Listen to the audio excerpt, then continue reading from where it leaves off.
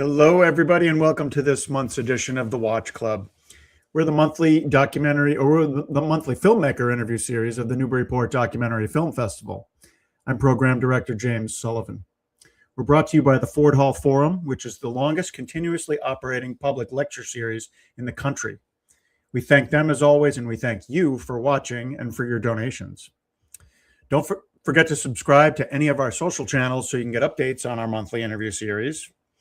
We're here today to talk about a very intriguing film called Natchez, about Natchez, Mississippi.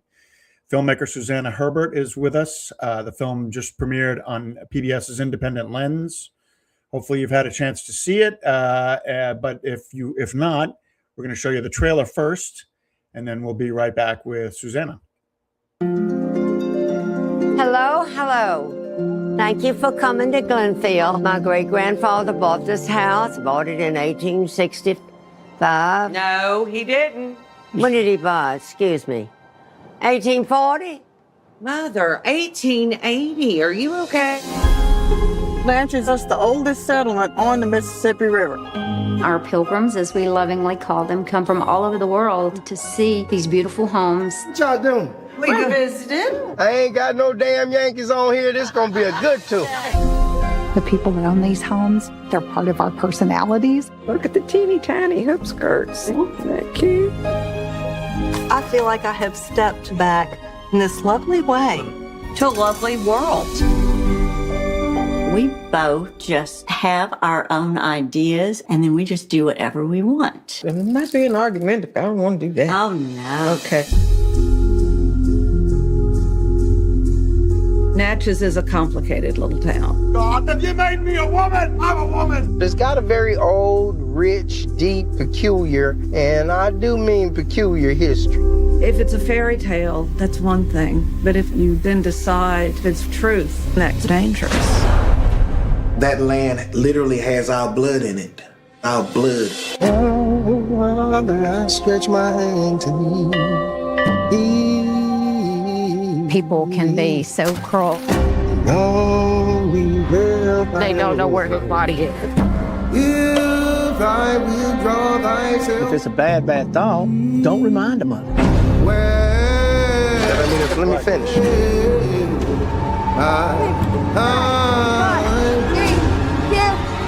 This is what Natchez is right here.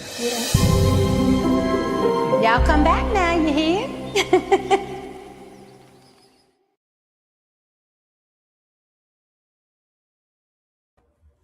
Suzannah Herbert, welcome to the Watch Club. Thank you so much for having me. Excited to be here. I'm excited to talk to you. I really enjoyed your film thoroughly. We just mentioned a minute ago that I knew you were. I think I knew that you were New York based. Well, I'm going to say that this is your second feature film. Is that right? Second feature. Mm-hmm. Second documentary feature. The first was Wrestle, which was released I think in 2019. Was one of the Boston Globe's documentaries, top 10 documentaries of the year. This film premiered last year and then just recently premiered on, as I mentioned earlier, on PBS Independent Lens. You won a bunch of awards on the festival circuit before PBS picked it up, right? Yes. Well, we had distribution with PBS from the early beginnings. They were a funder, supporter of us. Yeah. So we had their support throughout pretty much the whole process. Oh, got it. Okay. So that interesting. Like they were supporting the film financially, helping you get it done, but then you went through the festival circuit before it went to broadcast. Yeah, that happens a lot with PBS and Independent Lens and POV films. They do the festival run, even though they know that their broadcast is going to be in the next year. Right. Yeah, it helps, raise awareness and get the word out, and right. Sharing it with put all those awards in your bag, and then yeah, exactly. So as I was saying, you're based in Brooklyn, but you were born and raised in Memphis. Is that right? Yes, I was born. My parents they're both Southern, but they lived in New York in the 80s, and I was actually born in New York, and then when I was 1.5, my parents moved back to Memphis. Mm-hmm. So I grew up in Memphis. And then came here for NYU. I went to film school at Tisch, Yep. And then I stayed, but I spend a ton of time in the South still making films and just being home. And it's definitely where my passion lies in terms of storytelling. What was your initial introduction to Natchez itself? Like, when did you first visit, and when did you first decide I got to tell this story? Yeah, so back in 2017, I was invited to a wedding on a plantation. Yeah. And it really got me thinking about how white people use sites of such trauma for their own today, and then today use the sites for their enjoyment and entertainment and profit. And I really wanted to understand why and also interrogate that. And so I started doing a lot of research. I read a lot. I talked to many people in the plantation tourism industry. And I actually went on a road trip with my mom. We started in Memphis and we just went through Mississippi and we just hung out with all of our Mississippi friends and in the Delta mostly. And then they all told us we had to go to Natchez. And I had like vaguely heard of Natchez, but had never been. And when we got there, I was so struck by the beauty and the pain that was right underneath the surface. And it was like the two were really in tension with each other. And I think I had been reading a lot about, slavery and the antebellum period. And so it was just it made me super uncomfortable. And this was in 2019. And I actually ran away from it for a couple years, from Natchez for a couple years. And I had another idea for the film in Louisiana. And then that kind of fell apart. And it wasn't until I went back to my earlier research in 2022 that I realized, oh, this tension is something I actually need to face and confront and deal with. And it's actually a community grappling with issues of how we tell our history, who gets to tell America's story, whose stories are told and not told. That's all really intermingled within a community whose economy has been based on selling the myths of the Old South for the past 100 years. And a lot of people are holding on to that really fiercely. And then there are also, as you see in the film, a ton of people in Natchez who are trying to tell a more inclusive story of the past. It's a tiny town, 14,000. Yeah, tiny, 14,000. But somebody says in the film something to the effect that at one point it was the richest town in the world, like per capita. Definitely in the United States. Yeah. It had the most millionaires per capita than anywhere else in the United States, and that was because during the 1840s and 50s, so many people from the North and from all over came down to Louisiana and Mississippi and bought up plantations and enslaved people. And, they already had wealth from the railroads and their enterprises in the North. And then they just diversified and built even more wealth. And then Natchez was the kind of like the Martha's Vineyard, the Hamptons, the city town, the place where people showed off their wealth and also did business and socialized, and it's where their families lived. And they stayed away from the plantations where the work and the forced labor happened. Sure. Yeah. So how do you walk into the town and say, "Hi, I'm a filmmaker. I'm going to start." You don't announce yourself saying, "You guys have a lot of issues here and it's complicated," as more than one person I think in the film says. Yeah. But you don't announce that. What did you tell people your film was going to be about when you started asking if they'd be willing to be interviewed by you on camera? Yeah, I was really just very curious about how people told their story, right? So I was just asking to take people's tours and understand their version of history from their point of view. So I explained to people that I was making a film about Southern history and how we live with history today and how that affects us on an individual level and also on a societal level. And I'm really, I really was curious about what people told themselves, the stories that we all tell, right? And the Ford, also the public facing performance of it all. Then also I was really interested in the private and what kind of went on behind the scenes, and when the tourists left, and how people contended with their identity as it was wrapped up in this historical tourism. Right. And I spent a lot of time in Natchez, and I just would walk along the bluff and strike up conversations like you kind of do in the South, and tell people who I was and what I was trying to do. And people were so excited to talk to me. I think that people from all sides of the story, from the the tour guides and the historians, and actually the Rangers right here on camera. Rangers, yeah. An interesting thing. Like, don't they have to, like the Rangers, I've talked to park rangers as a journalist.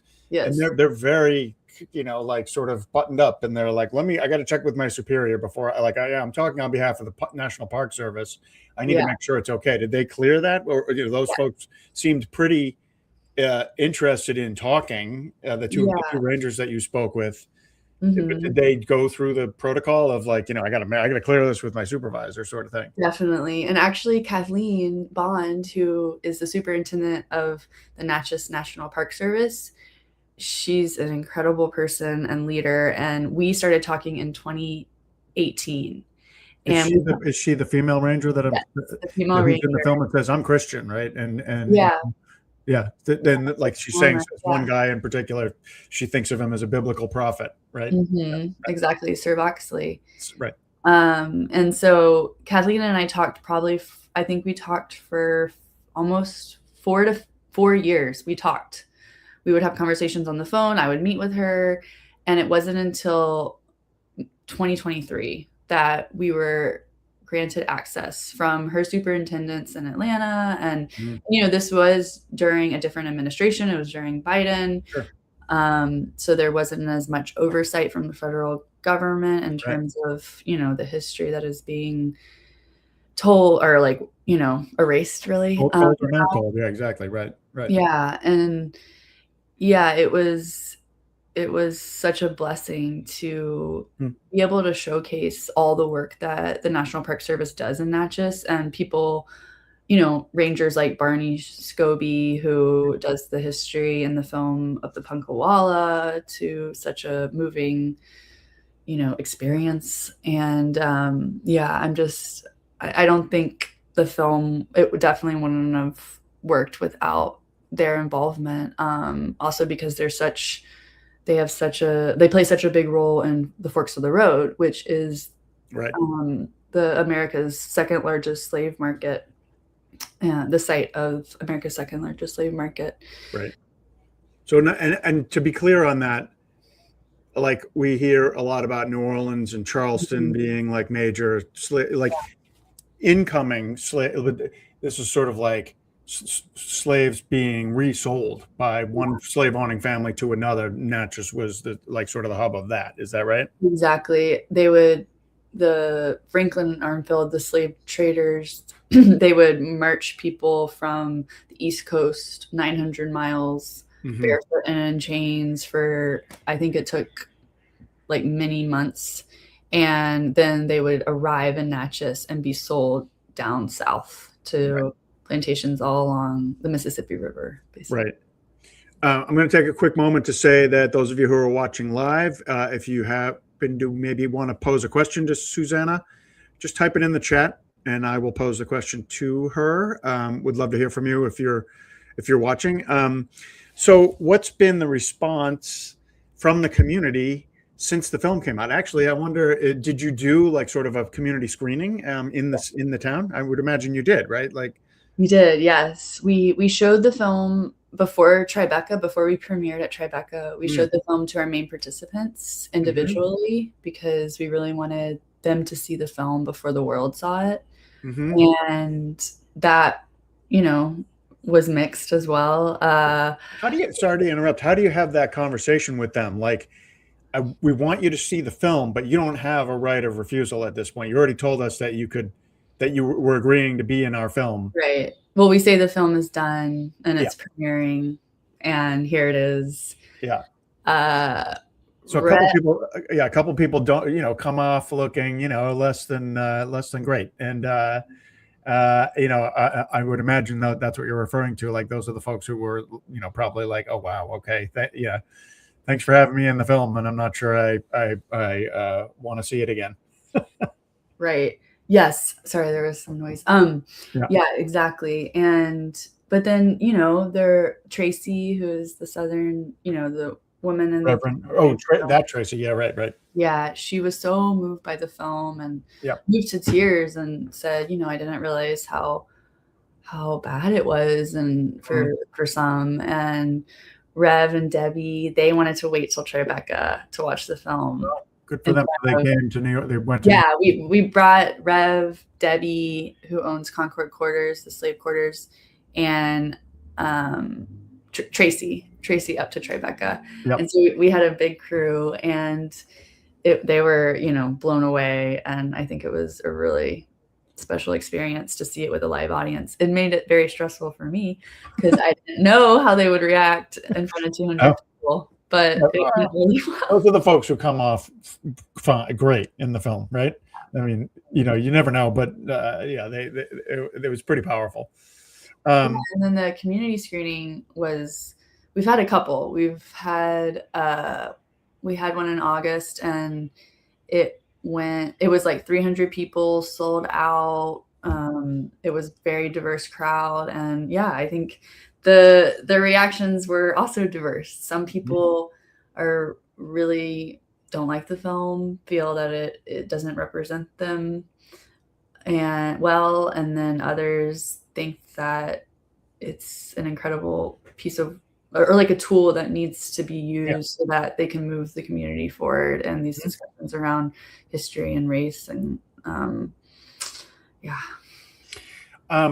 so as I was watching the film, I couldn't help but think more than once about a certain type of documentary, and there's a really good one from maybe 5 years ago or so that I would imagine you've probably seen or are familiar with, Some Kind of Heaven by Len Oppenheimer, right? Yeah. That's the one about the villages, the retirement community in Florida. Mm-hmm. And there's a sort of like underlying archness to that film that I got. It's pretty wry. I got some of that, not to that extent from your film, but it's kind of like films about people who are more than willing to be on camera, but are not all that, in some cases, self-aware. Right. Is that something that you thought about? Is that a film that you have enjoyed? Are there other documentary films, classics or otherwise, that you use as like a guidepost for your own work? Yeah, Some Kind of Heaven was definitely an inspiration for sure. And visually, I mean, it's stunning. It's so beautiful. And Noah Collier, the cinematographer, and we loved how it was shot and how they used the tripod. It's very much the film is all on sticks. So it feels more like a narrative film. And we wanted Natchez to feel that way and also kind of point towards Gone with the Wind and be kind of like an antithesis to Gone with the Wind. Yeah. And so Some Kind of Heaven. Let's see other documentaries or filmmakers, or did you study documentary at NYU? I did, and editing. I took all the doc classes, all the editing classes that were offered. Of course, and early Errol Morris, huge inspiration.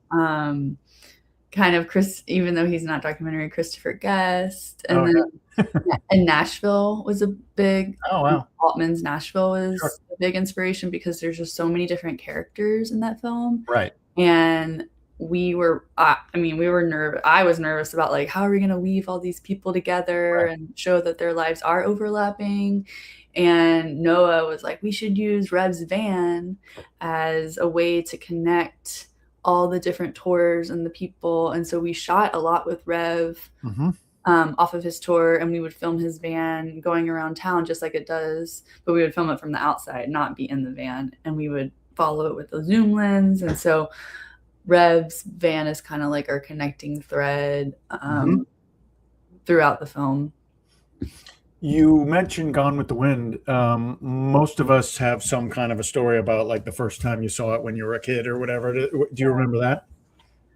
Honestly, I had to no. My mom, she didn't show it to us. And so I watched it like as a 20-year-old, you know, trying to understand like what this was about. And then I rewatched it, you know, right before starting this research process in my 30s. Yeah, I mean, it's quite the epic, you know, story and experience, and it is still to this day the highest grossing film of all time, adjusted for inflation. Right. And so it has such a hold, I think, on dominant culture and the ways in which we think about the Civil War, and that's really problematic. You talked about, you know, it was a different administration when you sort of went to Natchez and started shooting this stuff. Yeah. Throughout the whole production, actually. Yeah. Yeah. I mean, obviously it's never not timely to talk about these issues, but this, you know, you've mentioned the erasure of history thing. I mean, like, what's been going on in the last year since you premiered your film with, you know, the debates about like, what are historians for? What is the job of being a historian? Is it your job to tell the truth, or is it your job to stop reminding people of the ugly things, like the guy who runs the muffler shop says, right? The timing, I mean, unfortunately, the timing couldn't be better for your film, right? In terms of that, about the overarching debate about, you know, how do we tell American history?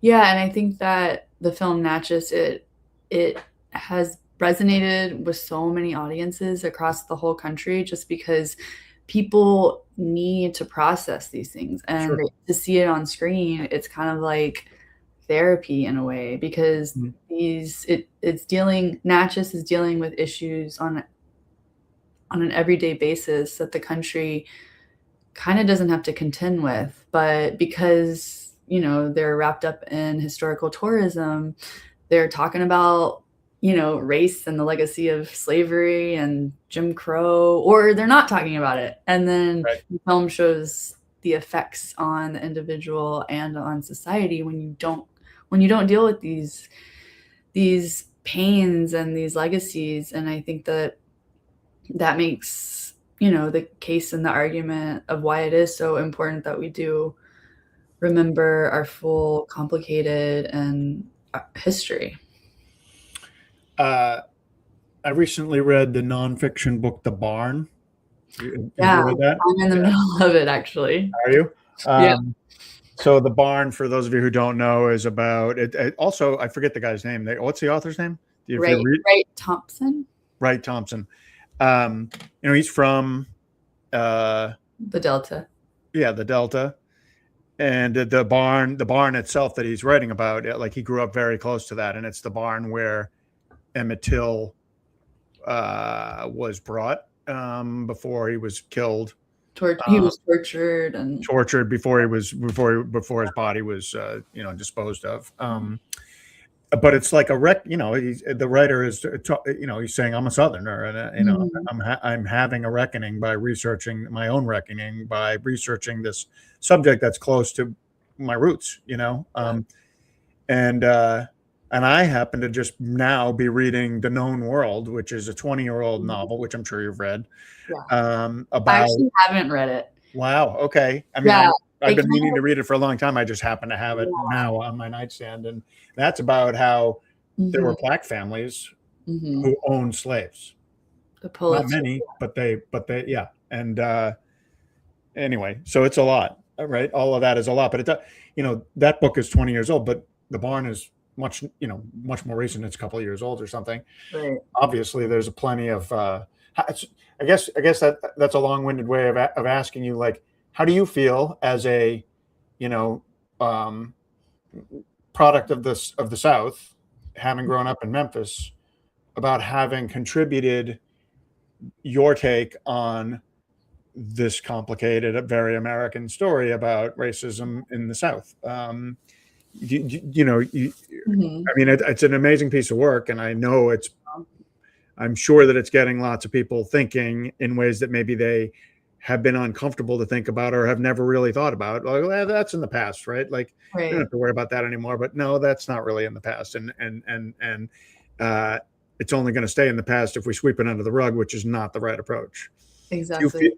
You feel good about it? I would hope that you feel pretty good about it, even though there are some folks who, would rather not confront. Right. No, I feel it's a privilege, honestly. And I feel very proud of the film, and, it's fulfilling to hear audiences and to share the film with Southern audiences. I think it's the most, not fun, but, people, I feel like the film really is very honest and speaks to a lot of Southerners' experiences, and they feel very seen and affirmed and heard by the film. And so that brings me great pride, and yeah, exactly what you said. Like, I really wanted to make a piece of work that challenges people's, comfort and perceptions of their own place in history and their own place in the world, and maybe opens up ideas and thoughts that they wouldn't have, considered before. And I think that Tracy is kind of the perfect kind of example of that. I think she is kind of the everyday white American, and you can see how open and vulnerable she is, and that's really inspiring and hopeful. And I hope people also come away with that and seeing, themselves and the potential for us all in her story. Yeah. You can see it in her face, like that's one of the beauties of documentary film. I think you can see people's emotions, good, bad, and everything in between, right, on their, written across their face, right. Well, we can't recommend your film enough. Natchez is, available to stream now on PBS's Independent Lens. Suzannah, I'm not going to ask you what you're going to be working on next, because that's one of my least favorite questions. I appreciate it. Probably is one of your least favorite questions too. Yep. I know that I'm really looking forward to it. So I appreciate it. Yes. Yeah, the film it's only available on PBS for the next 10 days till August. In that period of time, yeah, right. But it's available to rent, to stream right now, and then beyond forever on like Apple, iTunes, Amazon, all the ways you can find it. Right. You can find it. Exactly. Well, you have a baby who just went to bed, I think, right before we got on this program. So we'll let you go rest up. Congratulations on your motherhood. Thanks so much for talking to us. And hope to talk to you again sometime. And best of luck with your next project. We're just going to take a quick moment to once again thank the Ford Hall Forum for sponsoring the Watch Club, and we'll see you next month here.